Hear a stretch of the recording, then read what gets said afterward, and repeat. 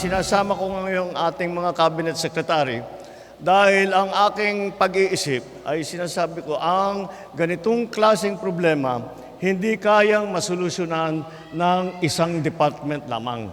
Kailangan magtulong-tulungan ang mga departamento. Kaya nandito po ang ating mga cabinet secretary sa DPWH, kailan tayo, ni Secretary Manny Bunuan, andyan na Secretary Sani Angara, Secretary Rex Gatchalian.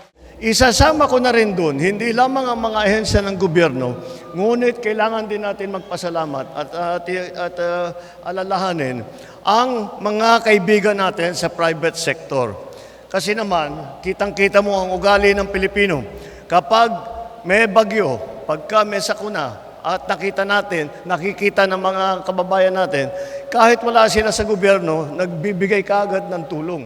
Andito lang po kami para tignan na maganda ang inyong ang pagbigay ng tulong. At kung meron pa kayong ibang pangangailangan, andyan po ang ating LGU, nandyan ang provincial government, andyan din po ang mga ahensya ng gobyerno, lapitan lang po. At lahat ng maaari namin gawin ay gagawin namin para yung tulong na hinihingi ninyo sa national government, yung tulong na hinihingi ninyo para maging maayos na ang inyong pamumuhay, gagawin po natin lahat yan.